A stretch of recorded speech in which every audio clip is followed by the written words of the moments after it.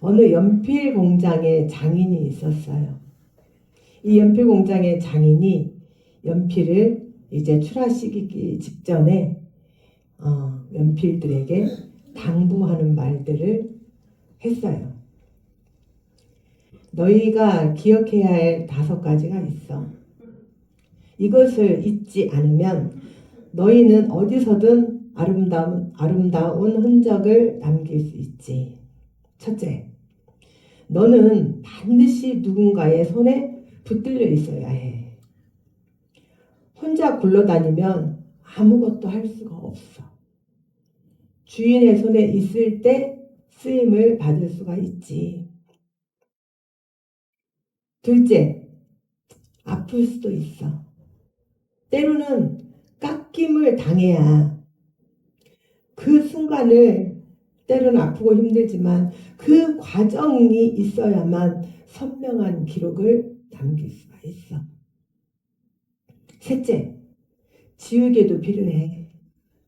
실수는 누구나 한단다. 그러나 지우고 다시 쓰면 되지. 그래서 내가 네 뒤에 지우개를 달아놓았다. 넷째, 가장 중요한 건 겉이 아니라 심이다. 겉이 화려해 보여도 속이 부러지면 아무 역할을 할 수가 없어. 다섯째, 어디에 쓰이든 묵묵히 최선을 다해라. 그러면 너희는 누군가의 삶의 흔적을 남기게 된단다. 이 말을 듣고 연필들은 12자루씩 한 탓으로 묶여서 나갔어요. 그리고 그 어디에서든 조용히 자신의 역할을 감당하게 됐지요. 사랑하는 성도 여러분, 우리 성도들도 마찬가지입니다. 하나님이 붙들어 주셔야 우리가 쓰임을 받고, 때로는 깎이는 아픔을 통해서 자라고, 또 누구든 접붙여질 수 있고, 내 실수뿐만이 아니라 서로의 실수도 지워주고, 또 겉모습보다 마음의 중심을 지키고 어디서든 최선을 다하는 것이 바로 부르심에 합당하게 살아가는 삶입니다. 이런 삶을 가장 분명하게 가르쳐 주신 분이 한 분이 있어요. 누구실까요? 예수님 다음으로 바울. 네. 사도 바울이 오늘 우리 읽은 에베소서 4장 1절에서 3절, 11절에서 13절에 말씀을 하십니다. 또 여기뿐만이 아니라 바울 사도는 곳곳을 돌아다니면서 많은 성도들을 권면하고 가르치셨죠. 그리스도인들의 삶에 나아가야 할 방향에 대해서. 그러나 성도들의 열심만 강조한 것이 아니라 하나님의 사람은 어떤 마음을 품고 어떻게 살아가야 하는지를 차근차근 하나씩 가르쳐 주셨어요. 그래서 우리가 성경을 읽어야 하는 이유도 여기에 있습니다. 하나님의 말씀을 읽지 아니하면 우리가 어떻게 살아야 하는지, 오전에 예배를 통해서 설교 듣는 것만으로 가능할까요? 가능하지 않습니다. 1년에 52주 52번만 듣는다고 해서 어떻게 성경의 그 많은 말씀들을 알 수가 있겠어요? 바울 사도는 에베소서 4장에 들어오자마자 이렇게 말을 꺼내시죠. 부르심을 받은 일에 합당하게 행하라. 이미 하나님이 우리를 부르신 사실, 그 부르심 자체는 이미 완전한 일이라는 거예요. 문제는 그 부르심이 약해서가 아니라 우리가 그 부르심에 걸맞게 살지 않는다는 데 있다는 것이죠. 제가 말씀을 준비하는데 심혈을 기울입니다. 먼저 골자를 뽑아놓고 보고 고치고 또 고치고 또 고치고 또 고치고 주님 성경 말 주시는 대로 고치고 또 고치고, 이런 정성을 생각해서라고가 아니라 하나님의 말씀을 전한다는 것은 두렵고 떨리는 일이에요. 그렇다면 왜 두렵고 떨리는 일이냐면 그렇게 두렵고 떨리는 마음으로 말씀을 전해도 그냥 한 귀로 듣고 한 귀로 흘러요. 그냥 목사님 좋은 말씀이네. 꼭 필요한 말씀이네. 아, 좋다. 그리고 교회 문을 나가는 순간 다 잊어버려요. 그리고 전혀 변함이 없어요. 심지어는 말하고 돌아서도 그때뿐 말하고 돌아서서 여전히 나는 나. 말씀은 말씀이고 내 삶은 내 삶이고 내가 살아온 방식이 있어. 나는 지금까지 이렇게 살았어. 그러니까 난 이렇게 살아야 해. 그러면 제가 두렵고 떨리는 마음으로 심혈을 기울여서 말씀을 준비할 의미도 없고, 바울 사도가 그렇게 교회를 다니면서 권면한 것을 성경에 기록할 필요도 없는 거예요. 바울 사도는 성도의 삶을 한마디로 뭐라고 말씀하셨냐면 부르심에 익숙해지는 과정이라고 했어요. 내가 누구의 부르심을 받고 여기까지 왔는가? 나는 지금 누구의 사람으로 살고 있는가? 그 사실을 잊지 않고 사는 것이 성도의 삶이라는 거예요. 그러면 그 부르심에 합당하게 산다는 게 뭘까요? 바울 사도는 거창한 사역이나 어디 해외 선교를 갔다 온다든지 돈을 엄청나게 들여서 교회를 하나 지어준다든지 그런 눈에 보이는 열심이나 또는 그런 것을 말하는 것이 아니라 우리의 마음 태도를 구체적으로 짚어주고 있어요. 모든 겸손과 온유로 하고 오래 참음으로 사랑 가운데 서로 용납하고, 이 말씀의 겸손은 스스로를 낮추는 마음이 아니라 내가 가진 모든 것이 하나님의 은혜로부터 왔다는 것을 인정하라는 거예요. 그게 겸손입니다. 내 모든 것이 하나님의 은혜로 왔다고 생각을 한다면 자연히 내가 세워지는 것이 아니라 다른 사람을 세워주는 쪽으로 마음이 향하게 되죠. 어떻게 하나님으로부터 온 것이 내 은혜라고 생각하면 내가 나서서 나를 드러내게 할 수가 있냐는 거예요. 또한 온유로 오래 참음과 사랑 가운데 인내한다는 그 말씀은 서로의 행동이 어떻게 다 마음에 들 수 있겠어요?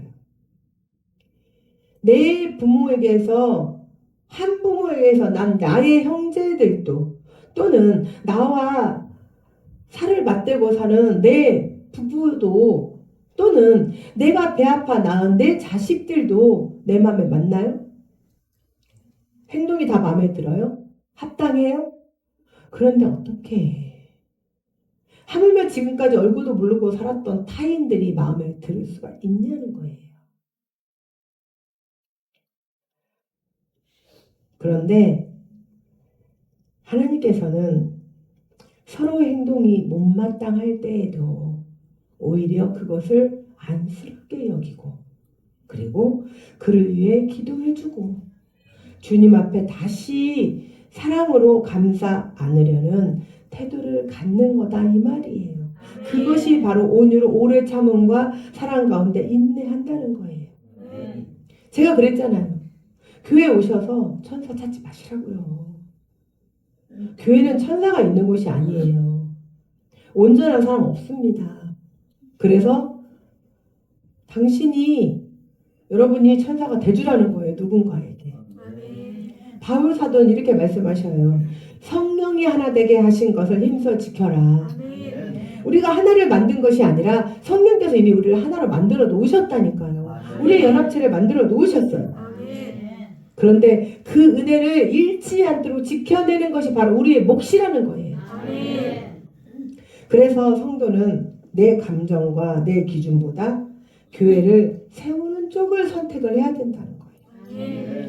하나님은 교회를 완전한 사람들이 모인 곳으로 만든 곳이 아니에요. 서로를 통해 겸손을 배우고 온유를 배우고 오래 참음을 배워가는 곳으로 두셨어요.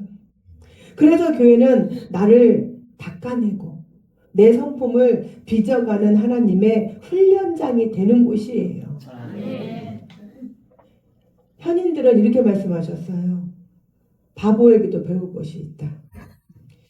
사람이라고 형상을 가지고 있다면 누구에게도 찾아보면 다 배울 점 한 가지는 있다는 거예요. 또 11절에 가서 보면 하나님께서 왜 교회 안에 다양한 직분과 은사를 주셨는지, 그가 어떤 사람은 사도로, 어떤 사람은 선지자로, 어떤 사람은 교사로, 어떤 사람은 복음을 전하는 자로,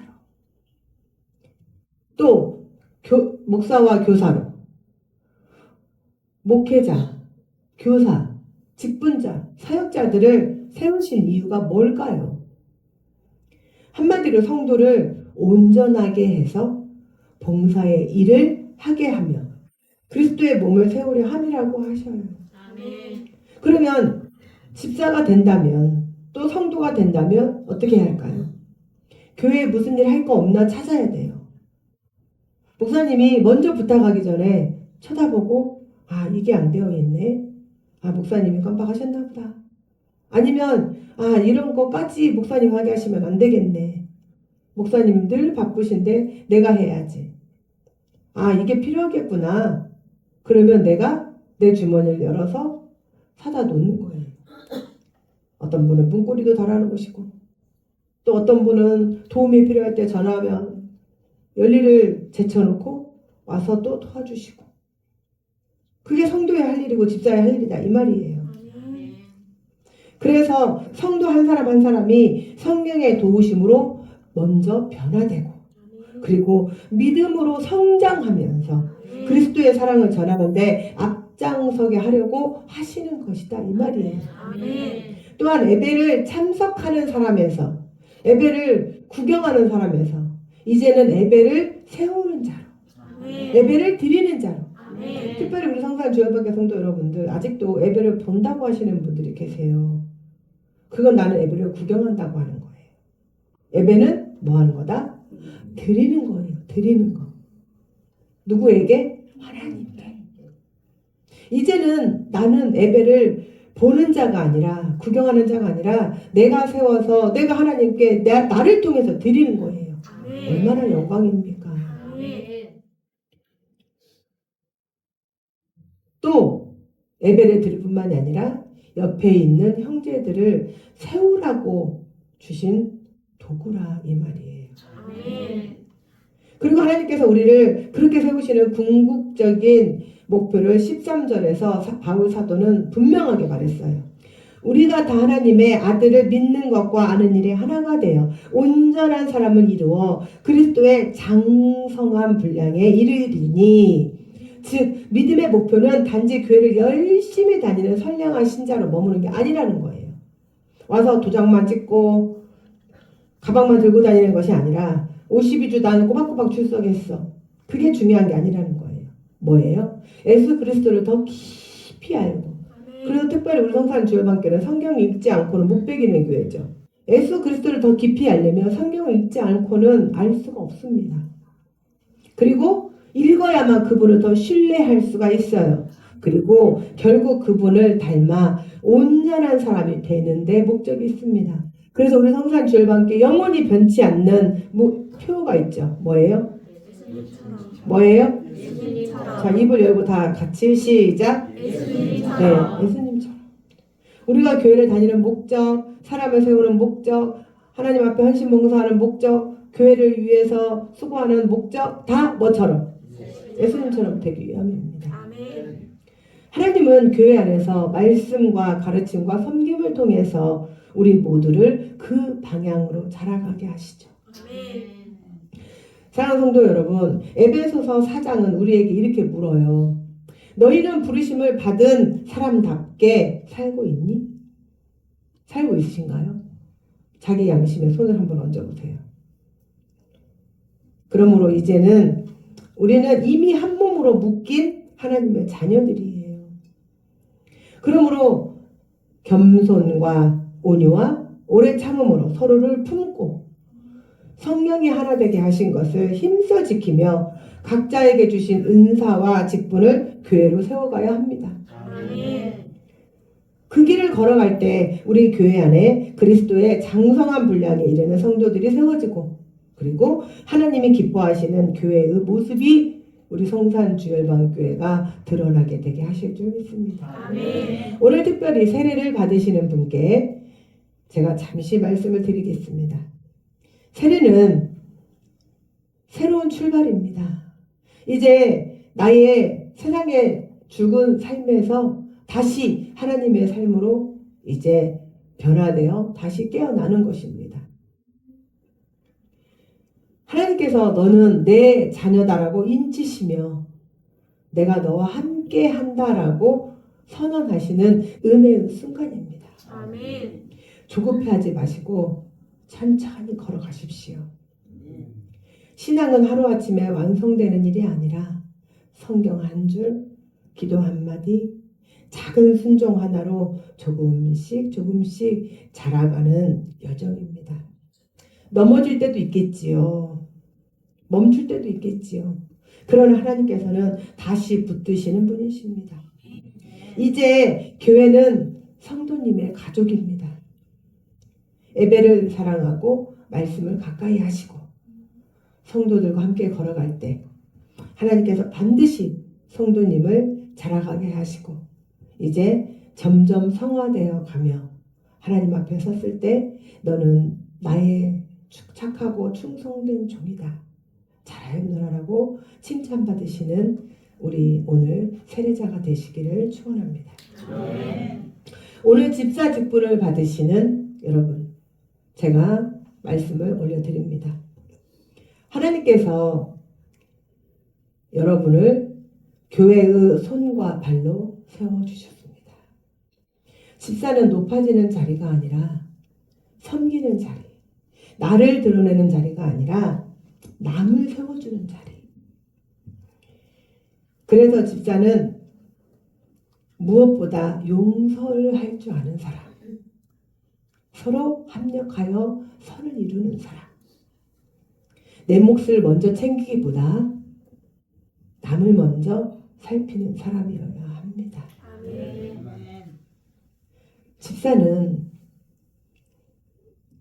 내가 먼저 가져가는 것이 아니라 남이 다 가져가고 남은 찌꺼기, 그것도 누가 필요하다면 다 주고 빈손으로 갈 수 있는 사람이어야 합니다. 집사 한 사람이 교회 안에서 부드러운 말을 하면 교회가 따뜻해지고, 집사 한 사람이 손을 내밀면 그 손길이 누군가의 삶을 살립니다.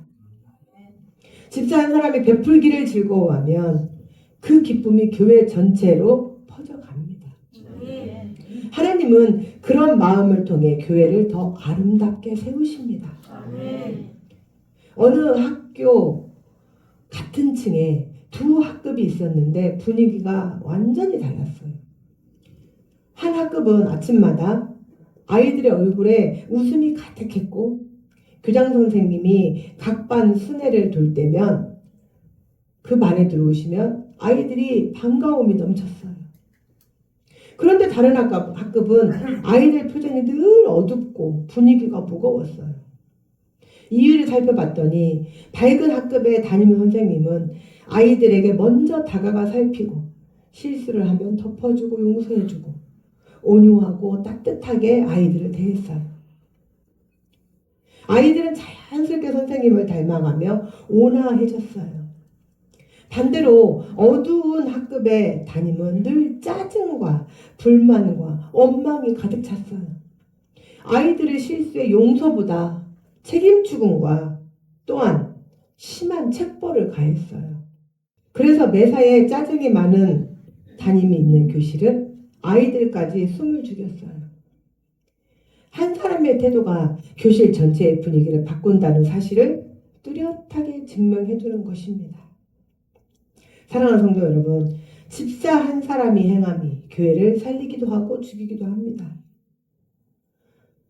또한 교회 공동체 한 사람 행함이 집사뿐만이 아니라 성도들 역시도 성도들 한 사람의 행함이 교회를 분열시키기도 하고 사랑으로 연합되게 하기도 합니다. 사랑하는 성산 주열반교회 성도 여러분, 오늘 주신 말씀은 세례자와 집사, 직분자만이 아니라 우리 모두를 향한 하나님의 부르심입니다. 이제 우리는 분명히 결단해야 합니다. 겸손으로 낮아지고 온유함으로 자신을 다스리고 오래 참음으로 서로를 붙들며 성령께서 하나 되게 하신 공동체를 지켜내기로 결단해야 합니다. 이 길을 선택하는 자마다 하나님께서 새 힘을 주시고 삶의 자리마다 은혜와 능력으로 가득가득 채워주실 줄 믿습니다. 그래서 우리 성산 주원밖에 성도들은 이렇게 말씀대로 행하셔서 그 모든 축복을 받으시는 성도들이 되시기를 주님의 이름으로 축원합니다. 세례자와 직분자들에게는 특별한 은혜를 더하시고 우리 모두 성도에게도 동일한 은혜를 부어주셔서 하나님이 찾으시는 한 사람, 그 한 사람이 여러분으로 되시기를 또 여러분으로 세워주시기를 주님의 이름으로 축원합니다. 사랑과 은혜가 충만하신 하나님 아버지, 지금 우리의 마음을 주님 앞에 겸손히 올려드립니다. 오늘 들은 말씀대로 주님이 찾으시는 그 한 사람이 내가 되기를 원합니다. 내 생각, 내 고집을 이제는 내려놓습니다. 내 아집을 내려놓고 내가 살아온 습관을 버립니다. 말씀 앞에 순종하게 하시고 내가 서 있는 자리에서 주님의 마음을 드러내게 하여 주옵소서. 우리의 말과 행동이 누군가에게 힘이 되고 공동체의 평안을 흘려보내는 거대한 하나님의 은혜의 통로가 내가 되게 하여 주시옵소서. 때로 아픔이 있어도 한 영혼을 주님께로 인도하는 일에 쓰임받게 하옵소서.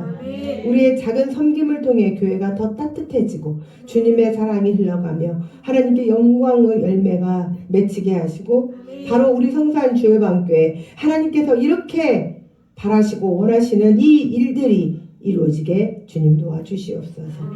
모든 교만을 벗고 온유함을 입혀주셔서 교회를 무너뜨리는 사람이 아니라 세우는 사람이 되게 하옵소서. 오늘 우리는 결단합니다. 하나님이 찾으시는 그 한 사람, 그 사람이 우리 모두 한 사람 한 사람이 되게 하여 주옵소서. 그리하여 주님 말씀하신 대로 우리 성산 주열반교가 회복해 되고 부흥케 되고 복음을 전하는 교회가 되게 하여 주옵소서. 이 모든 말씀 우리 주 예수 그리스도의 이름으로 기도드리옵나이다. 아멘.